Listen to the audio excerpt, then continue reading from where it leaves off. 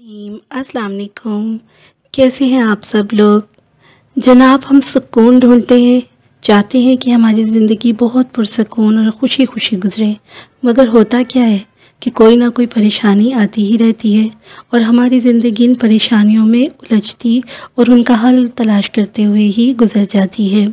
खुशियाँ आगे आगे भागती हैं और हम उनके पीछे पीछे, और ये दौड़ ख़त्म होने का नाम ही नहीं लेती।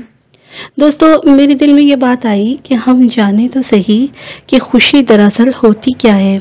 खुश नहीं रहेंगे तो जन्नत के दरवाज़े भी हमारे लिए नहीं खुलेंगे, और ये कुरान पाक में वाज़े तौर पर लिखा हुआ है।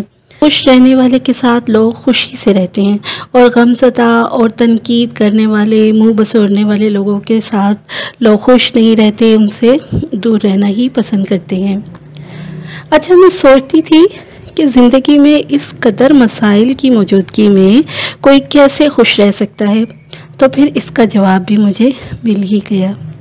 जब हम आप सल्लल्लाहु अलैहि वसल्लम की सीरत का मुतालिया करते हैं ना, और आपकी ज़िंदगी के उतार चढ़ाव और मसाइब को देखते हैं, तो फिर ये बात समझ आ जाती है। आप सल्लल्लाहु अलैहि वसल्लम तो यतीम थे, वालदा मोहतरमा भी बचपन में चली गई, दादा साहिब भी और उनके चचा जो हैं उन्होंने उनकी परवरिश की।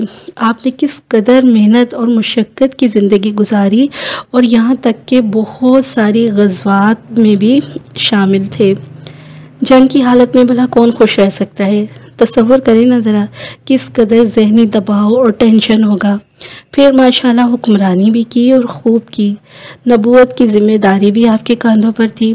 सब मसले मसाइल होते हुए भी आपसे बढ़कर कोई अल्लाह की कुर्बत हासिल नहीं कर सका। औलिया इकराम की ज़िंदगी को देख लें, उनके दर पे आज भी, उनके मज़ारात पे आज भी लोगों का रश होता है, तो रौनकें लगी होती हैं। यहाँ मेरा मकसद किसी की दिल आज़ारी नहीं है कि कौन औलिया इकराम को मानता है, कौन नहीं मानता। मैं सिर्फ ये बताना चाहती हूँ कि ये लोग मगन रहते थे, उनको अल्लाह की कुर्बत हासिल थी। अच्छा, इन सब के अलावा कुछ लोग और भी हैं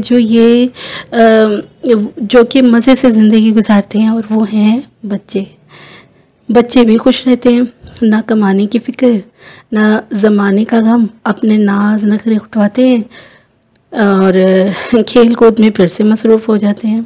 ठीक है, थोड़ी बहुत मार पड़ गई और माँ से नाराज़गी हुई, थोड़ी देर बाद वो भी ख़त्म।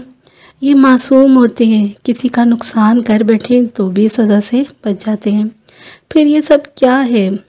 जब इन तमाम बातों को आपस में जोड़ा जाए और एक बहुत ही अहम बात सामने आती है, और वो ये है कि मासूमियत, दिल का इत्मीनान, हालात चाहे जो भी हों, इस बात का यकीन रखना कि तमाम तरह के हालात अल्लाह की मशीयत के ताबे फरमान हैं और हालात पर इंसान की गिरफ्त नहीं है। ये जो लोग मुतमईन होते हैं ना, उनके दिलों के तार अल्लाह के दिल के तारों से जुड़े होते हैं, उनको नफ्से मुतमईना हासिल होता है। लाख मसाइब के बावजूद भी उनके अंदर ये इत्मीनान होता है कि ये मसला मेरे रब की तरफ से है और मुझे उसकी रज़ा में ही राज़ी रहना है। ये आपने एक कुरान पाक की आयत तो पढ़ी होगी, ये सूरह फजर की आखिरी आयत है। उसका तर्जुमा मैं आपको बताती हूँ। ए नफ्से मुतमय्यना, अपने रब की तरफ वापस हो, यूँ कि वो तुझसे राज़ी हो और तू उससे राज़ी हो, फिर मेरे ख़ास बंदों में शामिल हो और मेरी जन्नत में आ। तो इस आयत में शर्त सिर्फ़ और सिर्फ नफ्से मुतमय्यना है। फिर सारी जन्नतें आपकी हैं, और नफ्से मुतमय्यना कब मिलेगा?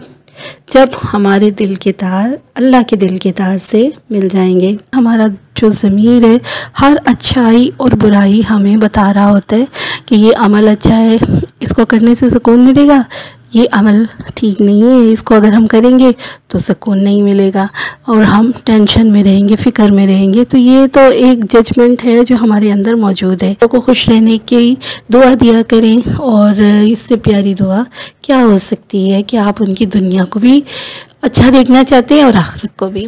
अपना बहुत सा ख्याल रखिएगा। Thank you.